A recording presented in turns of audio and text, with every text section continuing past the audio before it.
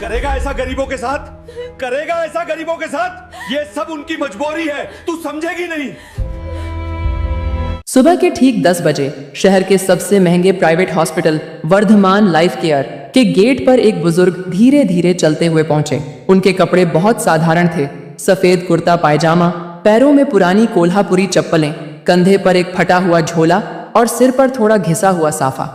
उनका नाम था डॉक्टर विश्वनाथ शर्मा। हॉस्पिटल के गेट पर सिक्योरिटी गार्ड राजू खड़ा था। राजू ने उन्हें देखते ही कहा, बाबा जी, ओपीडी चालू नहीं हुआ है, आप फ्री कैंप में आना, वो सुबह 7 बजे लगता है। विश्वनाथ जी बहुत शांत आवाज में बोले, बेटा मेरी अपॉइंटमेंट है डॉ अग्रवाल से। राजू जोर से हंस पड़ा। पास खड़े दूसरे गार्ड से बोला, अरे यार, बाबा कह रहे हैं कि वो डॉ अग्रवाल से मिलने आए हैं। हाँ हाँ, दोनों हंसते ही रहे।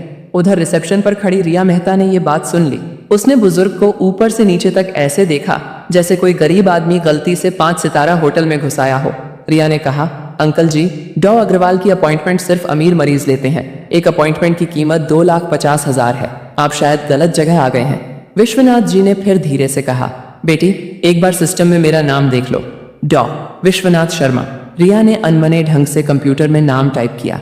अगले ही पल स्क्रीन पर एक बड़ी बुकिंग दिखी, प्राइवेट स्वीट नंबर 1, पूरा फ्लोर बुक, 8 डॉक्टरों की टीम, 3 दिन का पैकेज, कुल कीमत 84 लाख। रिया की आंखें पल भर के लिए फैल गईं। उसे भरोसा नहीं हुआ। उसने सोचा, ये आदमी तो दिखने में इतना गरीब है, ये बुकिंग इसका कैसे हो सकता है। वो बोली, अंकल जी, ये बुकिंग शायद किसी और की है, आप वेटिंग एरिया में बैठ जाइए, मैं डायरेक्टर से पूछती हूँ। विश्वनाथ जी शांति से जाकर एक कोने की बेंच पर बैठ गए।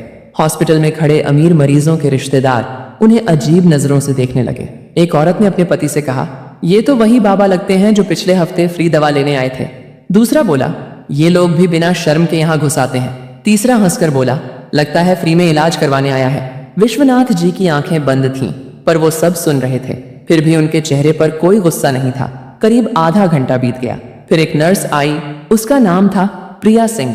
वो नई थी, बस 6 महीने पहले ज्वाइन हुई थी। उसने देखा कि सभी लोग बुजुर्ग के साथ बुरा व्यवहार कर रहे हैं। प्रिया ने पास आकर कहा, बाबा जी, आप पानी लीजिए, आप अकेले आए हैं, इतनी दूर क्यों आए। विश्वनाथ जी ने बस इतना कहा, बेटी मुझे डायरेक्टर साहब से मिलना है। प्रिया को दया आ गई। वो सीधे डायरेक्टर डॉ विवेक अग्रवाल के केबिन में पहुंची। विवेक किसी विदेशी मरीज से वीडियो कॉल पर बात कर रहा था। प्रिया ने कहा, सर, एक बुजुर्ग बाहर बैठे हैं, काफी देर हो गई है, आप एक बार मिल लीजिए। विवेक मुस्कुराया, प्रिया तुम नई हो, ऐसे लोग रोज आते हैं, उनको आदत है फ्री इलाज मांगने की। मैं 40 करोड़ का हॉस्पिटल चलाता हूँ, मेरे पास ऐसे लोगों के लिए टाइम नहीं। प्रिया चुपचाप बाहर निकल आई। उसने विश्वनाथ जी के पास जाकर कहा, बाबा जी, उन्होंने कहा कि वो अभी नहीं मिल सकते, माफ कीजिए। विश्वनाथ जी ने उसके सिर पर हाथ रखा, बेटी तूने कोशिश की, यही काफी है। दोपहर धीरे धीरे आगे बढ़ रही थी। हॉस्पिटल की भीड़ कम हो चुकी थी, पर विश्वनाथ जी अब भी उसी बेंच पर शांत बैठे थे। करीब 2 घंटे हो चुके थे, लेकिन किसी ने उनकी तरफ ध्यान नहीं दिया। रिया बार बार उन्हें देखती, फिर नजरें फेर लेती। शायद अब उसे थोड़ा संदेह होने लगा था, पर अहंकार अभी भी ज्यादा था। उसके मन में बार बार एक ही बात चल रही थी, इतना बड़ा पैकेज किसी गरीब बूढ़े आदमी के नाम पर कैसे हो सकता है। करीब 3 घंटे बाद वह उनके पास आई। उसने बिना किसी शर्म के कहा, अंकल जी, डायरेक्टर साहब बहुत बिजी हैं, आप कल आइएगा। विश्वनाथ जी ने हल्की मुस्कान के साथ कहा, ठीक है बेटी, मैं इंतजार कर लूंगा। यह सुनकर रिया ने राहत की सांस ली, जैसे कोई बड़ी मुसीबत टल गई हो। लेकिन नर्स प्रिया के दिल में यह सब चुभ रहा था। वह बार बार बुजुर्ग को पानी देती, कभी पूछती कुछ खा लीजिए, तो कभी कहती मैं फिर से बात करके आती हूँ। पर हर बार विवेक अग्रवाल यही कहता, प्रिया ये लोग नाटक करते हैं, मैं नहीं मिलने वाला। धीरे धीरे समय बीतता गया। हॉस्पिटल का वातावरण शोर से शांत होता जा रहा था। अब सिर्फ कुछ मरीज बचे थे। रिसेप्शन पर भीड़ नहीं थी। डॉक्टर अपने केबिन बंद कर घर जा रहे थे, लेकिन वह बुजुर्ग अपनी बेंच से उठे नहीं। करीब शाम के 5 बजे प्रिया फिर उनके पास बैठी। उसकी आंखों में दुख था। बाबा जी, मैं फिर भी कोशिश करूंगी, लेकिन लगता है वो नहीं मिलेंगे। विश्वनाथ जी बोले, कोई बात नहीं बेटी, जिसे इंसान की इज्जत करनी होती है वो खुद ही आगे आता है। कुछ देर और बीती। हॉस्पिटल लगभग खाली हो चुका था। सिर्फ कुछ स्टाफ और सिक्योरिटी गार्ड बचे थे। गेट के पास सूरज की रोशनी ढल रही थी, पर माहौल दिन का ही था, थकान भरा पर शांत। तभी विश्वनाथ जी धीरे से उठे, अपना झोला कंधे पर टांगा, फिर बिना किसी डर के डायरेक्टर के केबिन की ओर बढ़ गए। रिया ने देखा तो घबरा गई, पर वह कुछ बोल नहीं पाई। विश्वनाथ जी सीधे डॉ विवेक अग्रवाल के केबिन में घुस गए। विवेक अपनी कुर्सी में पीछे झुका हुआ मोबाइल पर ईमेल 1 देख रहा था। उसे बुजुर्ग को देखकर गुस्सा आ गया। हाँ अंकल, अब क्या है? आपको कितनी बार कहूं कि मेरे पास फालतू लोगों के लिए टाइम नहीं है। विश्वनाथ जी ने शांति से अपना झोला खोला, उससे एक मोटी फाइल निकाली। फाइल बहुत पुरानी थी, किनारों से पीली हो चुकी थी। उन्होंने मेज पर रख दी और बोले, पहले इसे देख लो, फिर कह देना कि मैं कौन हूँ। विवेक हंस पड़ा। अंकल, मैं 18 साल से हॉस्पिटल चला रहा हूँ।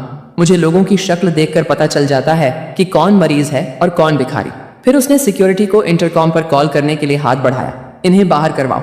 विश्वनाथ जी ने कोई बहस नहीं की, उन्होंने बस इतना कहा, ठीक है बेटा, मैं चला जाता हूँ, लेकिन याद रखना घमंड ज्यादा दिन नहीं टिकता। और वह बाहर चले गए। जैसे ही वे बाहर निकले, नर्स प्रिया के कदम खुद ब खुद उनकी फाइल की ओर गए। उसे लगा इसमें जरूर कुछ ऐसा है जिसे डायरेक्टर जानबूझकर नहीं देख रहे। प्रिया ने फाइल उठाई, रिसेप्शन के कंप्यूटर में डाटा डालना शुरू किया। कुछ ही सेकंड में स्क्रीन पर जो दिखा उसे देखकर उसके हाथ कांप गए। स्क्रीन पर लिखा था, owner and founder chairman doctor Vishwanath Sharma, share 78%। प्रिया की आंखों से आंसू निकल पड़े। उसने तुरंत फाइल उठाई और दौड़कर डायरेक्टर के केबिन में गई। वह हांफते हुए बोली, सर, ये बुजुर्ग यही हमारे असली मालिक हैं। डायरेक्टर विवेक अग्रवाल ने प्रिया की बात सुनकर जोर से कहा, ये क्या बकवास है? ऐसा कैसे हो सकता है? एक गरीब सा दिखने वाला आदमी इस हॉस्पिटल का मालिक? ये फाइल नकली है। उसने गुस्से में फाइल पकड़कर जमीन पर फेंक दी, पर उसके चेहरे पर डर साफ दिख रहा था। उसके दिमाग में एक ही सवाल घूम रहा था, अगर ये सच हुआ तो मैं खत्म। प्रिया ने धीरे से कहा, सर, मैंने सिस्टम में भी चेक किया है, नाम, शेयर, दस्तावेज सब कुछ असली है। विवेक के चेहरे की रंगत उड़ गई, लेकिन उसने खुद को संभालने की कोशिश की। वह बोला, नहीं, यह गलत है, मैं इन बातों को नहीं मानूंगा। वो आदमी तो साधारण सा बुजुर्ग है। दमदार आवाज में प्रिया बोली, सर, इंसान को कपड़ों से नहीं उसकी पहचान से जाना जाता है, और पहचान तो आपने आज दिखाई है बहुत गलत। लेकिन विवेक फिर भी नहीं माना। उसने खुद को डायरेक्टर समझकर घमंड में कहा, मैं ही यहाँ का असली मुख्य आदमी हूँ। कल सुबह बोर्ड मीटिंग में सब पता चल जाएगा। अगली सुबह लगभग सुबह 10 बजे हॉस्पिटल के मेन गेट पर एक भव्य नजारा था। गेट से 5 मर्सिडीज अंदर आईं। उनसे बाहर उतरे वही बुजुर्ग, सादा सफेद कुर्ता पायजामा, साधारण चप्पल, कंधे पर पुराना झोला। उनके साथ थे 6 बड़े वकील, 3 ट्रस्टी और बोर्ड के 4 मेंबर। पूरे हॉस्पिटल में हलचल मच गई। सारे स्टाफ लाइन बनाकर बाहर खड़े हो गए। सिक्योरिटी गार्ड राजू के पैर कांप रहे थे। रिसेप्शनिस्ट रिया के हाथ जोड़ते नहीं रुक रहे थे। डायरेक्टर विवेक अंदर से घबराहट में बाहर निकला। उसके चेहरे से मानो सारा खून गायब हो गया था। वह सीधे विश्वनाथ जी के सामने पहुंचा और बोल पड़ा, सर, मैंने आपको नहीं पहचाना, मुझसे गलती हो गई, माफ कर दीजिए। विश्वनाथ जी ने उसे शांत नजरों से देखा। शायद उन आंखों में कोई गुस्सा नहीं था, बस एक गहरी निराशा थी। उन्होंने धीमी लेकिन मजबूत आवाज में सिर्फ 4 शब्द कहे, डॉ विवेक अग्रवाल बाहर।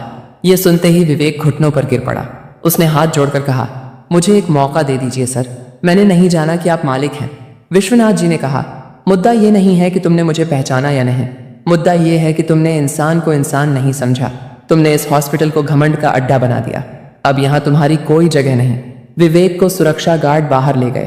पूरा स्टाफ ये नजारा देख रहा था। विश्वनाथ जी ने फिर अपनी नजर नर्स प्रिया पर डाली। वो एकदम कांप रही थी। उसे खुद पर यकीन नहीं हो रहा था। विश्वनाथ जी मुस्कुराए और बोले, नया डायरेक्टर प्रिया सिंह।